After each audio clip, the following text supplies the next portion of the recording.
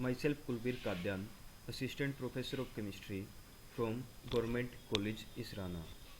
Today we will start a new chapter, Solutions.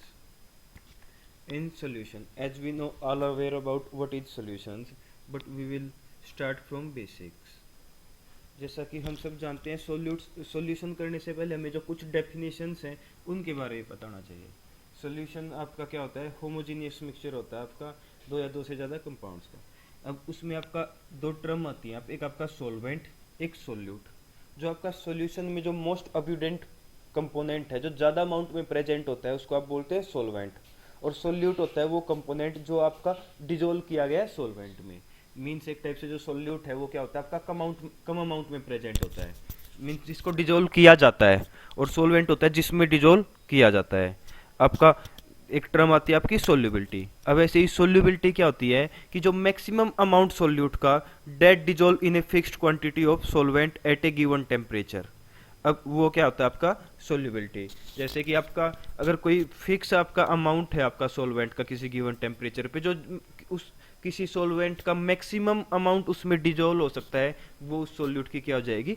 Solubility. अब ऐसे ही आपका दो टाइप के होते हैं solutions, dilute solution, concentrated solution. ये होते हैं आपके क्वालिटेटिव टर्म्स. ये आपका डाइल्यूट और कंसंट्रेटेड, डाइल्यूट का मतलब है जिसमें आपका सोल्यूट आपका कम अमाउंट में प्रेजेंट है, और कंसंट्रेटेड सॉल्यूशंस का मतलब है जिस सॉल्यूशन में आपका जो सोल्यूट है वो आपका ज़्यादा अमाउंट में प्रेजेंट है. अब हमें कुछ इसके लिए कुछ जो मेजर करते हैं, जो अमाउंट मेजर करते हैं हम सोल्यूट का, उसको बोलते हैं हम कंसंट्रेशन.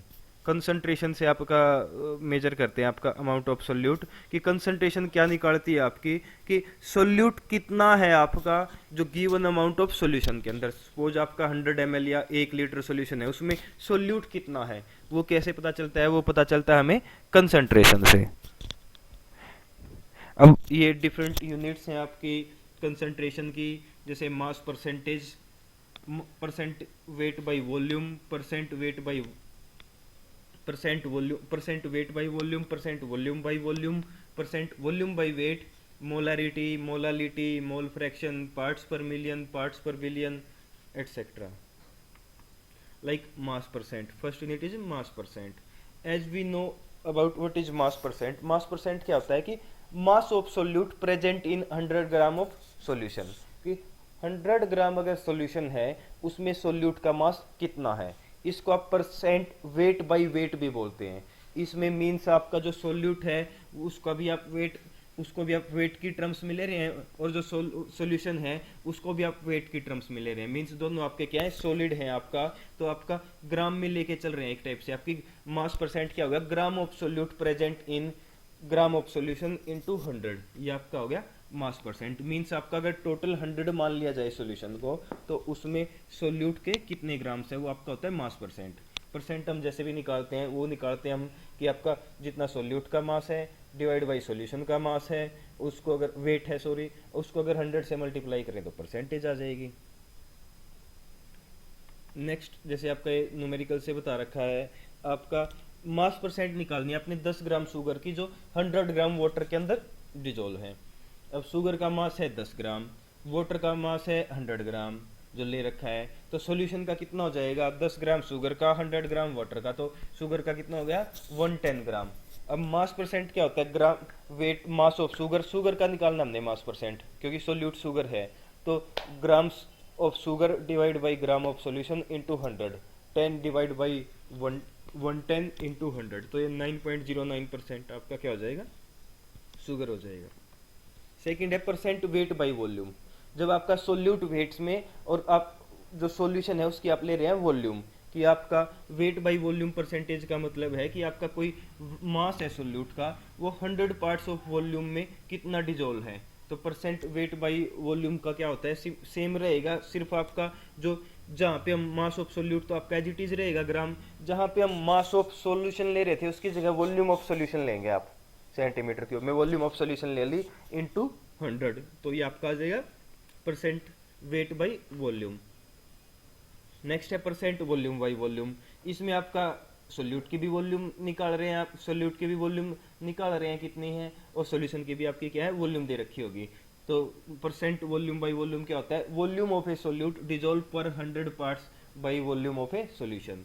तो इसमें आपने कुछ नहीं करना, सिर्फ वॉल्यूम का, सोल्यूट का भी आपका जो अमाउंट है वो वॉल्यूम की टर्म्स में आएगा और सॉल्यूशन का भी किस में आएगा, वॉल्यूम की टर्म में। उसको 100 से मल्टीप्लाई कर देंगे तो आपका क्या आ जाएगा, percent volume by volume. Next है मोलरिटी और मोलर कंसंट्रेशन। मोलरिटी क्या होती है आपका, number of moles of solute present पर लीटर ऑफ सॉल्यूशन। एक लीटर सॉल्यूशन के अंदर कितने मोल्स हैं सोल्यूट के, वो आपका होता है मोलरिटी। कैपिटल एम से हम मोलरिटी को डिनोट करते हैं। अब मोलरिटी क्या हो गया, moles of solute divide by volume of solution. Moles हैं जो सोल्यूट के, उसको वॉल्यूम ऑफ सॉल्यूशन से डिवाइड करते हैं तो क्या हो जाएगा, मोलरिटी। और वॉल्यूम किस में है, लीटर में। अगर आपको मोल्स नहीं दे रखे, मोल्स कैसे निकाल सकते हैं, नंबर ऑफ मोल्स इक्वल होते हैं आपके mass of solute divide by molar mass of solute. जैसे आपका NaOH का आपने ये निकाल दे रखा है कि 10 ग्राम NaOH डिजोल्व है आपका 1 लीटर सॉल्यूशन के अंदर, मोलरिटी निकालो। अब आपको पता है कि मोलरिटी होती है मोल्स ऑफ सोल्यूट पर लीटर प्रेजेंट इन पर लीटर ऑफ सॉल्यूशन। अब लीटर तो सॉल्यूशन तो दे रखा है लेकिन मोल्स तो नहीं दे रखे, तो वो कैसे निकाल लेंगे, मोल्स नहीं दे रखे तो मोल्स होता है आपका किसी भी आपका कंपोनेंट का मोल्स होते हैं, उस कंपोनेंट का वेट जितना आप ले रहे हैं given mass divide by molar mass. अब 10 ग्राम NaOH का निकालना हमने, 10 ग्राम हो गया गिवन मास, NaOH का मोलर मास हो गया आपका 40, Na का 23, ऑक्सीजन का 16 और हाइड्रोजन का 1, तो NaOH का हो गया मोलर मास 40। तो 10 डिवाइड बाई 40, गिवन मास 10 था, मोलर मास 40 था, तो 10 बाई 40 ये आपका क्या आ गया, नंबर ऑफ मोल्स 0.25 ये आपका आ गया नंबर ऑफ मोल्स। तो वहां से आप नंबर ऑफ मोल्स कैलकुलेट कर सकते हैं। जैसे न्यूमेरिकल दे रखा है आपका कि 0.25 ग्राम ऑफ HCO3 है 100 सेंटीमीटर क्यूब ऑफ सोल्यूशन में, तो मास दे रखा है NaHCO3 का 0.25 ग्राम। तो मोलर मास निकाल सकते हैं हम, सोडियम का हो गया आपका 23, हाइड्रोजन का 1, कार्बन का 12 और एक ऑक्सीजन का होता है 16, 3 ऑक्सीजन है यहाँ पे, तो टोटल आपका सोडियम बाइकार्बोनेट का आपका मोलर मास हो जाएगा 84 ग्राम। तो आपका वॉल्यूम है 100 सेंटीमीटर क्यूब, अगर इसको लीटर में कन्वर्ट करेंगे तो ये आपका आ गया 0.1, ठीक है, 0.1 आपका आ गया। तो मोलरिटी निकाल सकते हैं mass of solute divide by molar mass of solute into volume of solution. तो या पहले ही आप, या तो आप पहले ही आपका निकालने से पहले ही डायरेक्ट मोल भी निकाल सकते हैं, मोलरिटी का फॉर्मूला लिख सकते हैं, molarity is equal to number of moles of solute divide by volume of solution. तो पहले ही आप 0.25 डिवाइड बाई 84 वहाँ से आप नंबर ऑफ मोल्स निकाल सकते हैं। ये आप सारा 12th में कर चुके हैं तो इस पर हम ज़्यादा टाइम नहीं लगाएंगे, आई थिंक सब निकाल सकते हैं, कंसंट्रेशन इतना डिफिकल्ट नहीं है ये। नेक्स्ट है मोलालिटी, ये होते हैं मोलल कंसंट्रेशन। मोलालिटी होती है number of moles of solute dissolve पर किलोग्राम ऑफ सोलवेंट। मोलारिटी से ये डिफरेंस है, मोलारिटी में होता था मोल्स ऑफ सोल्यूट डिजोल्व पर लीटर ऑफ सोल्यूशन, यहाँ पे आपका डिजोल्व पर किलोग्राम ऑफ सोलवेंट है आपका, और सोलवेंट है आपका सोलवेंट पर किलोग्राम, कि अगर 1 किलोग्राम सोलवेंट है तो उसमें सोल्यूट कितना डिजोल्व है, वो होता है आपका मोलालिटी। मोलालिटी इक्वल होती है आपकी moles of solute divide by kilogram of solution, के कितने किलोग्राम सॉल्यूशन है। या फिर आपको पता है मोल्स किसके इक्वल होता है, mass of solute divide by molar mass of solute. तो ये वैल्यू आप पुट कर दो मोलालिटी में, मोलालिटी इक्वल हो जाएगा mass of solute divide by molar mass of solute into kilogram of solution. तो यहाँ से आपका क्या आ जाएगा, मोलालिटी। जैसे एग्जांपल है आपका मोलालिटी का, 1 ग्राम मास है आपका C2H5, पहले क्वेश्चन देख लेते हैं हम क्या है। इथेनॉल है आपका, अब हमें निकालना 1 ग्राम इथेनॉल है को 100 ग्राम वाटर में मिक्स किया, तो मोलालिटी निकालनी है आपने। वाटर यहाँ पे सोलवेंट हो गया, इथेनॉल आपका यहाँ पे सोल्यूट हो गया। तो C2H5OH इथेनॉल है जो, उसका मास हो गया आपका 1 ग्राम। अब हमें पता है सोल्यूट का हमें क्या निकालना होता है, मोल्स। मोल्स निकालने होते हैं तो हमें मोलर मास पता होना चाहिए इथेनॉल का, तो मोलर मास इसका होता है 46। वो कैसे आया, कार्बन का होता है 12, तो 2 कार्बन है तो आपका 12 इंटू 2 24 हो गया। टोटल 6 हाइड्रोजन्स हैं तो 24 प्लस 6 आपका 30 आपका हो गया। फिर आपका 16 होता है ऑक्सीजन का, प्लस 16 आपका ये हो गया 46। तो मोलर मास है इथेनॉल का वो 46। तो मोल्स निकाल लेंगे इथेनॉल के, तो मोल्स इथेनॉल के निकल गए given mass divide by molar mass, तो ये आ गया नंबर ऑफ मोल्स। अब मास दे रखा है वाटर का 100 ग्राम, किलोग्राम में कन्वर्ट करेंगे तो 100/1000 ही हो गया 0.1 kg। तो मोलालिटी निकाल लेंगे, मोलालिटी होती है moles of solute divide by kilogram of आपका solution, kilogram of solvent sorry. तो मोलालिटी निकल जाएगी। यूनिट होती है इसकी स्मॉल एम, मोलारिटी की होती है कैपिटल एम और मोलालिटी की होती है स्मॉल एम। अब टेम्परेचर का भी इफेक्ट होता है। अब एक जैसी सी लग रही है आपका मोलारिटी भी मोलालिटी भी, रिटी मोलर और मोलल। तो आपका डिफरेंस क्या है मोलारिटी में आपका और मोलालिटी में? डिफरेंस ये है, मोलारिटी में तो होते हैं मोल्स ऑफ सोल्यूट पर लीटर ऑफ सॉल्यूशन, मोलालिटी में होते हैं मोल्स ऑफ सोल्यूट पर किलोग्राम ऑफ सोलवेंट। और जो मोलारिटी होती है वो आपकी टेम्परेचर डिपेंडेंट होती है और मोलालिटी होती है वो आपकी टेम्परेचर इंडिपेंडेंट। मीन्स आप ऐसी रिएक्शन करा रहे हैं जहाँ पे वेरिएबल टेम्परेचर है, टेम्परेचर चेंज हो सकता है, तो वहाँ पे मोलारिटी में आपका की बजाय आपका क्या प्रेफर करेंगे? मोलालिटी, क्योंकि मोलालिटी टेम्परेचर इंडिपेंडेंट होती है, टेम्परेचर का कोई फर्क नहीं होता, लेकिन मोलारिटी टेम्परेचर डिपेंडेंट होती है। अब क्वेश्चन ये आता है कि टेम्परेचर डिपेंडेंट क्यों होती है? टेम्परेचर डिपेंडेंट इसलिए होती है क्योंकि मोलरिटी का जो फॉर्मूला है, मैथमेटिकल फॉर्मूला, उसमें हमारा क्या है? वॉल्यूम इन्वॉल्व होती है। मोल्स ऑफ सोल्यूट, जैसे आपकी डेफिनेशन पता भी आपको सामने लिखी हुई है, मोल्स ऑफ सोल्यूट पर लीटर सॉल्यूशन ऑफ, पर litre volume of solution. Solution की 1 लीटर वॉल्यूम में कितने मोल्स हैं सोल्यूट के? अब हमें पता है वॉल्यूम का टेम्परेचर पे डिपेंडेंट होती है। जैसे जैसे टेम्परेचर इंक्रीज करेगा तो आपका क्या रहता है? अमाउंट ऑफ सोल्यूट तो रहेगा सेम, लेकिन वॉल्यूम क्या है? इंक्रीज हो जाती है लिक्विड्स के केस में, क्योंकि गर्म करने पे लिक्विड क्या करेगा? एक्सपेंड करेगा। अब एक्सपेंड करेगा तो वॉल्यूम क्या होगी? इंक्रीज होगी। अब टेम्परेचर बढ़ने से आपका क्या आ जाएगा? वॉल्यूम बढ़ गई तो आपका जो मोलारिटी है वो क्या आएगी? कम आएगी। एक नॉर्मल आप एक तो 25 डिग्री सेल्सियस पे आप निकाल रहे हैं मोलारिटी, और एक आप टेम्परेचर 40 डिग्री पे निकाल रहे हैं, तो 40 डिग्री पे जो मोलारिटी है वो क्या आएगी? कम, क्योंकि वॉल्यूम बढ़ गई। अब ये आपका मोलारिटी होती है molar mass by volume. Volume बढ़ेगी आपका जब आपका जब वॉल्यूम बढ़ेगी तो आपका क्या हो जाएगा? मोलारिटी डिक्रीज हो जाएगी। इसलिए आपका जो टेम्परेचर डिपेंडेंट रिएक्शंस में आप कैलकुलेशंस में आप मोलालिटी को प्रेफर करते हैं। नेक्स्ट यूनिट है आपका मोल फ्रैक्शन। मोल फ्रैक्शन होता है, मोल फ्रैक्शन का क्या होता है? आपका ratio of number of moles of a given component to the total number of moles of a solution. कि कोई एक पर्टिकुलर कंपोनेंट है उसका कितना रेशियो है आपका, वो निकाल लेंगे हम। उसका कंपोनेंट का नंबर ऑफ मोल्स ले लेते हैं divide by total number of moles. जैसे अगर आपका 2 कंपोनेंट है, एक सॉल्यूशन 2 कंपोनेंट के मिक्सर से बना है 1 और 2, और हमें मोल फ्रैक्शन निकालना है 1 का, तो जो मोल फ्रैक्शन ऑफ 1 हो जाएगा, x से डिनोट करते हैं, मोल फ्रैक्शन ऑफ x हो जाएगा, x1 लिख रहे हैं हम इसको, वो किसके इक्वल हो जाएगा? Number of moles of first component divide by total number of moles of solution. तो n1 divide by n1 plus n2, ये हो जाएगा mole fraction of solute.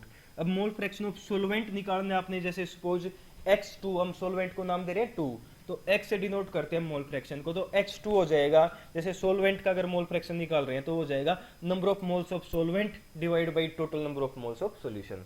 Solvent के जो नंबर ऑफ मोल्स हैं उसको आप टोटल सॉल्यूशन के नंबर ऑफ मोल से डिवाइड कर देंगे तो आपका सोलवेंट का मोल फ्रैक्शन आ जाएगा। जो टोटल मोल फ्रैक्शन होता है वो इक्वल होता है 1 के। जैसे आपका 2 ही कंपोनेंट है तो जो 1 और सेकंड कंपोनेंट का जो मोल फ्रैक्शन है वो इक्वल होएगा आपका 1 के। अगर आपने एक का निकाल लिया, जैसे आपने x1 का सोल्यूट का आपने निकाल लिया मोल फ्रैक्शन, तो आपने सोलवेंट का निकालना है, तो सोलवेंट का आप ऐसे भी निकाल सकते हैं 1 minus mole fraction of solute, तो वो आपका आ जाएगा mole fraction of solvent. Numerical दिखा रखा है जैसे आपका कि एक्वस सॉल्यूशन है जिसमें आपका 100 ग्राम इथेनॉल है पर litre of solution, has a density of 0.99 ग्राम पर सेंटीमीटर क्यूब। थोड़ा डिफिकल्ट टाइप से दे रखा है। अब वॉल्यूम ऑफ सॉल्यूशन दे रखी है आपकी 1 litre means 1000 centimetre cube. Mass of ethanol दे रखा है 100 ग्राम।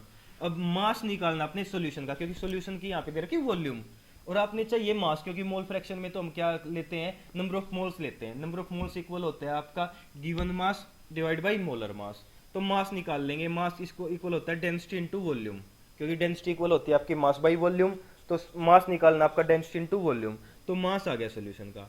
आप सिंपल ये लेके चलो, आपको 2 आपके पास, एक तो दे रखा आपका सॉल्यूशन सोल्यूट का मास, एक दे रखा सॉल्यूशन का मास, तो आपका सॉल्यूशन आपका वाटर के अंदर है, तो आप इसमें से आपका आपने ये निकाले सोलवेंट का मास निकाल लिया तो ये चलो अगले कोई एक और एग्जांपल लेके करते हैं। नंबर ऑफ मोल्स, जैसे आपको इथेनॉल दे रखा है आपको कि 100 ग्राम आपके पास इथेनॉल है और आपके पास 884 ग्राम आपके पास वाटर है। तो आपने क्या मोल फ्रैक्शन निकालना इथेनॉल का। तो सबसे पहले नंबर ऑफ मोल्स आपको निकालने पड़ेंगे वाटर के भी और इथेनॉल के भी। जैसे आपने सबसे पहले number of moles of water निकाले 884 ग्राम डिवाइड बाई 18, क्योंकि 18 मोलर मास होता है वाटर का, तो 49.1 ये मोल्स आ गए आपके वाटर के। अब सेकंड आप अगर निकाल रहे हैं number of moles of ethanol, ethanol आपका गिवन है 100 ग्राम, मोलर मास होता है 46, तो ये नंबर ऑफ मोल्स आ गए इथेनॉल के। तो टोटल नंबर ऑफ मोल्स कितने हो गए, 49.1 आपका वाटर का, 2.17 आपका इथेनॉल का। तो आपने अगर वाटर का मोल फ्रैक्शन निकालना है तो वाटर के number of moles divide by total number of moles, और अगर आपने इथेनॉल का मोल फ्रैक्शन निकालना है तो इथेनॉल के number of moles divide by total number of moles. Next unit है आपकी parts per million. Parts per million जैसा कि आपको पता है थोड़ा परसेंटेज जैसा ही है, परसेंटेज में हम निकालते हैं 100 में से कितना है। अब पार्ट्स पर मिलियन का है आपका 1 मिलियन में आपका सोल्यूट कितने ग्राम है या कितने मिलीग्राम है, मतलब मिलियन अगर पार्ट्स डिवाइड करें आपके टोटल सोल्यूशन मिलियन में है तो उसमें सोल्यूट कितना अमाउंट है, तो होता है पार्ट्स पर मिलियन। ये जैसे जो आपके पोल्यूटेंट्स होते हैं उनकी कंसंट्रेशन हम पार्ट्स पर मिलियन में कैलकुलेट करते हैं। ये हो गया आपका जैसे number of parts by weight of और volume of a solute present in per million parts by weight और वॉल्यूम ऑफ सॉल्यूशन।